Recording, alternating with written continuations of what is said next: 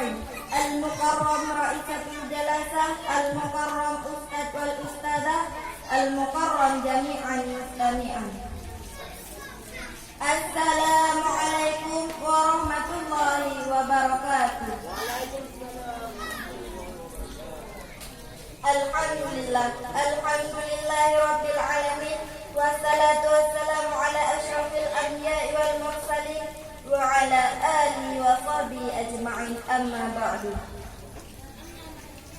أولا حيا من النشكر شكرا إلى الله تعالى، ثم الذي قد أعطانا هداية وصيحة حتى نستطيع أن نجتمع في هذا المكان. تركي الصلاة والسلام على سيدنا محمد صلى الله عليه وسلم الذي قد أخرج الناس من الظلمات إلى النور، وكذلك الصراط المستقيم، حتى عرفنا ما بين الحلال والحرام. ثم تصلي ونسلم على أهل بيته وأزواجه وأصحابه. طيب، كنت ما بين لديكم جميعا أريد أن أتكلم قليلا تحت الموضوع الإسلام في أقل الزمان.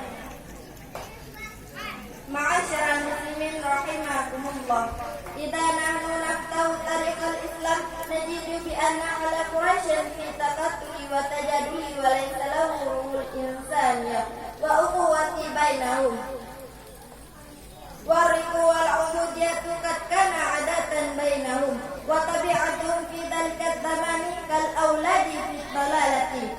فلذلك انزل الله محمدا صلى الله عليه وسلم صار النبي وأعطاه قرآنا ليكون هداية للناس، وكان في ذلك كتاب مصادر علوم وشرعة وطريقة معاشرة والعبادة في هذه الدنيا. يا صاحبتي جميعا،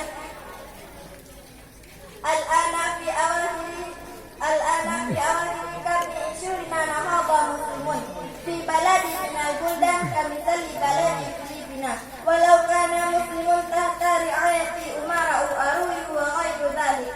وقال رسول الله صلى الله عليه وسلم: الإسلام يعلو ولا يعلى عليه. كنا طلب وشبن مسلمون، وعلينا أن نقاربهم وأن نؤتيهم همة لتعمق الدين الإسلام حتى تكون بلدتنا هذه بلدة طيبة ورب الغفور. نعم، كيف تقولنا كلامي في هذا الليلة؟